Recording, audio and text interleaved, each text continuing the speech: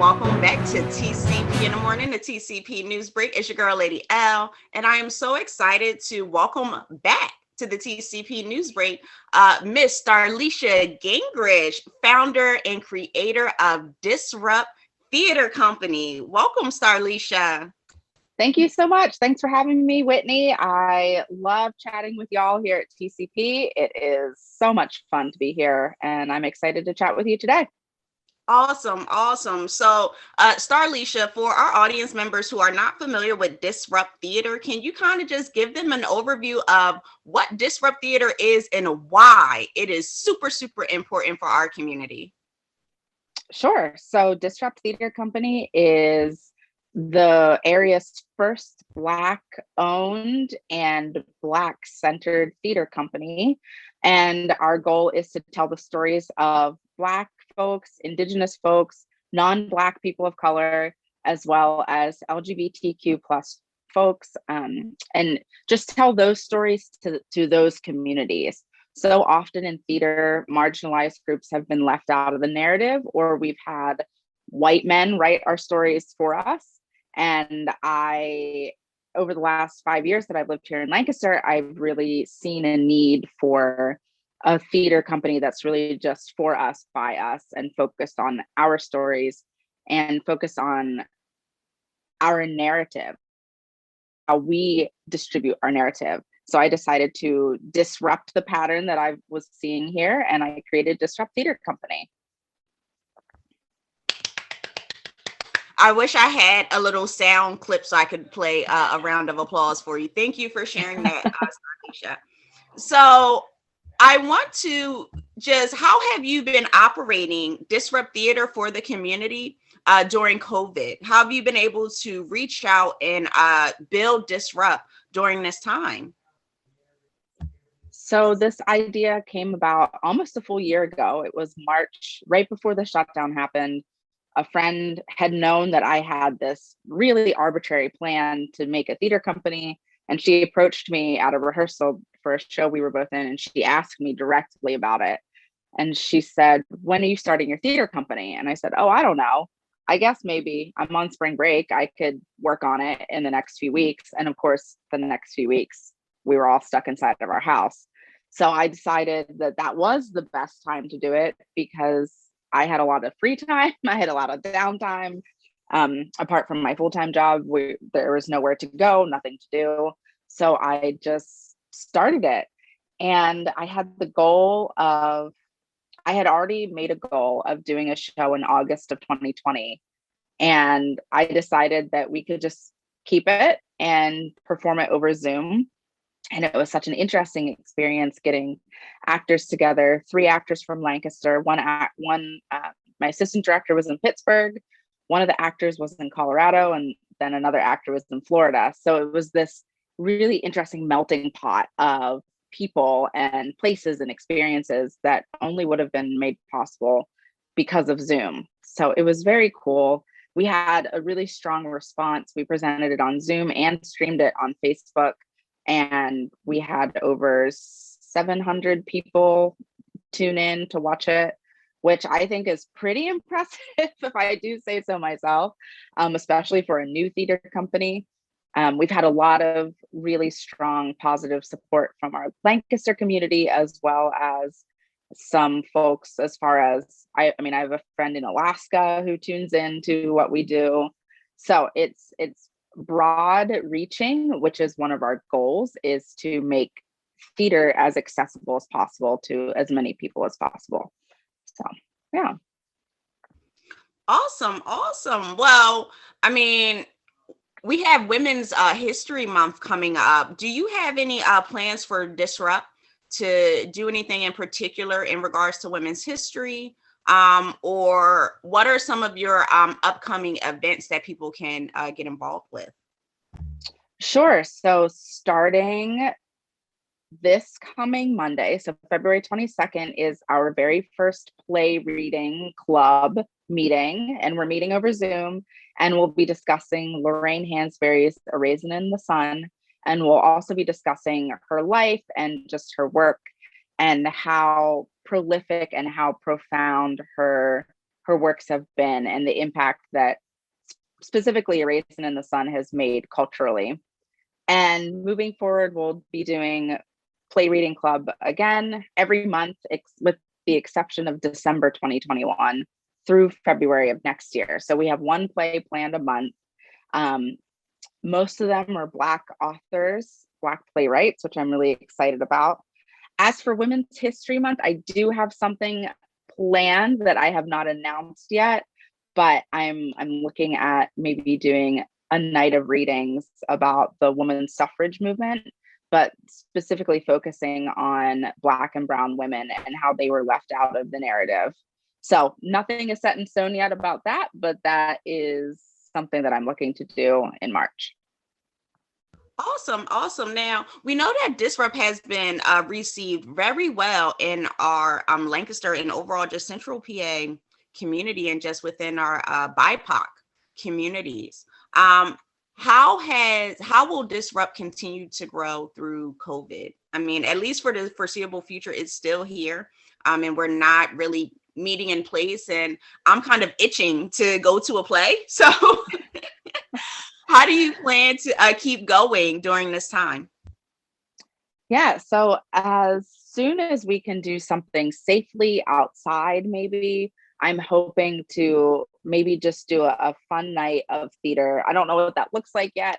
And of course, as we're doing this interview, there's like 4.5 inches of snow on the ground. So being outside seems impossible at the moment. But hopefully in the summer, we'll be able to maybe do some pop-up plays at a park, something that's safely distanced, something that is accessible money-wise and travel-wise as well. And I know that everybody's kind of itching to get back to the theater. So I'm hoping that by either late 2020 or early 2021, we will have a space where we can figure out how to bring people in safely to watch a show. And my goal and my hope for all theater is that we figure out a way to, well, we've already kind of done it. We capitalize on this moment of digital theater and digital performance. My ultimate dream is to offer the option of streaming a play or seeing it live at the theater, because I think that when we talk so much about accessibility, right? And there are folks who are unable to travel to a theater, like maybe they're immunocompromised or maybe they're housebound for other reasons. So I think being able to bring theater to their homes with just, like a low suggested donation and kind of breaking down that pretense of having to go to the theater. I just really hope that would be a way we can reach more people in the future. Oh yeah, yeah. Yeah, definitely. Especially like moving digital. A lot of our older people are kind of getting left to the wayside. So it'll definitely be nice to kind of get them more integrated into, the digital sphere and help them to be able to continue living worthwhile living, for the rest of their days. Not giving up anything that they love. Yeah, exactly. So can you, how does Disrupt work alongside with younger groups as far as like kids and everything like that? I know we had an earlier discussion about young Black people in the theater, our children getting into the theater. Do you have any plans for that?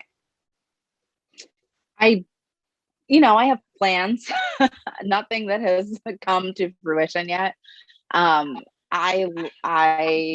am on the end of town where there's an elementary school near me, there's a middle school near me. So I'm hoping I don't know if it's going to be this spring or this fall, I'm hoping to really make connections with the drama teachers or like the English language teachers at these local schools and start bringing in theater through storytelling to the kids. I just did a presentation for Buchanan Elementary last week, and I talked about local Black history, and that was a little bit outside of the Disrupt umbrella, but I was in contact with the counselor there, and she's really into what Disrupt is doing, and she wants me to get involved with the kids in some capacity. So I'm looking forward to really building connections with local elementary schools and then high schools as well. And my goal is to not only do plays with adults. I think there are so many good plays out there that have roles for teenagers and roles for young adults. And my goal is to really just connect with some of the kids at McCaskey or wherever and really get them involved in theater as well. Awesome, awesome. Yeah, I think that's extremely necessary, especially with acting is kind of like having a filter on your life, right? So you can put like a Snapchat filter. Now you can become a cat, or now you can become a bear, and it's like, oh, okay, well, acting is like Snapchat in real life, right? So you can Yep. become anybody. Yeah, it's great. It's so much fun, and I love watching kids kind of discover that part of themselves as well. um I've taught theater, and it's a lot of fun to just kind of give them that cat exercise, or it's like, all right, move around the space like you're a lion, or you're a cat and you're running away from a mouse, like all of the little exercises. And it's just so fun to watch kids kind of like light up and learn that they can really do anything they want. Yeah, yeah, and they're going to need it, girl, especially with COVID going on. They're going to I need that know. extra Yeah. outlet, sensory outlet. Yeah. That's great for them. All right, and we have the Raisin in the Sun reading. When is that beginning again? So that is February 22nd at 7 p.m. on Zoom. There is a Facebook event, and the Zoom link is on there. You can look at our Facebook page, Disrupt Theater Company, and all the information is posted there as well. All right, and Starliesha, do you have a website for our viewers to visit? Not yet. That is, I now have a pile of things that I said I was going to put off until March. But Facebook is the best way. And I mean, anyone can reach out to me personally and I can get you the information. I have an email address for Disrupt Theater Company at gmail.com. If anyone has any questions, I can get you information that way if you're not a social media user. All right. And my last question for you is if there is anybody out there who is looking to support Disrupt, whether it is with some skills or a trade or administrative, but not necessarily acting, is there any kind of supportive roles that you have available for Disrupt? And then how can people contact you in regards to that? So I actually just filled my social media manager role, which is a volunteer position right now. I'm really excited about that. I'm bringing in a Gen Zer because, they really have their finger on the pulse of how the internet works. I just kind of post things and just let it go. And they're very much like, okay, this is how here are your analytics. This is when is the best time to post and things like that. But in the future, I will be putting together marketing, if people are into marketing, graphic design. I'm not a graphic designer. Canva makes graphic design very easy, but I would love to bring on someone to do marketing, graphic design. And in the future, when we are able to be together again in a space, that will be one of the biggest roles I'll need filled. And if anyone is interested in just kind of learning anything about theater, whether that's lighting design, stage management, sound design, directing, acting, just in general, without the intent of maybe being on stage right away, you can contact me. I have a directory of folks who have said that they would love to help guide people in that process of just learning how to work in the theater. And that's something else that Disrupt wants to do. Moving forward, I would love to bring in regular community folks to fill these roles as opposed to hiring out professionals, because it is fairly easy to learn a lot of these things. I've kind of, along the way, I've learned different aspects of the theater, and it's pretty simple to get the hang of it. So if anyone is interested in any of those things, they can contact me through Facebook or send me an email. And again, that email address is disrupttheatercompany@gmail.com. Oh, wow. Wow. All right. All right. Definitely. You know what, Starliesha, Disrupt has come such a long way from it just being you like, oh, I had this idea for like this BIPOC like theater group. And that was kind of just all it was. We're going to Yeah. play readings and it's going to be great. And it was like, okay, how you going to make money? That's what I was thinking because that's all. But I am so happy for you. I'm so proud of you. Shouts out to you, Star. Thank Um, you. aka my soul sister from Philly. Y'all don't know Star is from Philly. I don't care what she tell y'all. So anyway, I am a Philly girl. she is like it's deep down in her, y'all. Wait till listen. Y'all don't know some things, but it's down in there. Um, all Hopefully right, you never have to encounter it. right. Right. Oh man. Well, guys, stay tuned for more TCP in the morning. Don't forget, follow Disrupt Theater Company on all the social media platforms. And if you have any questions, feel free to hit up Star and join the Disrupt team. Thank you for watching and stay tuned for more TCP in the morning, powered by Penny.com.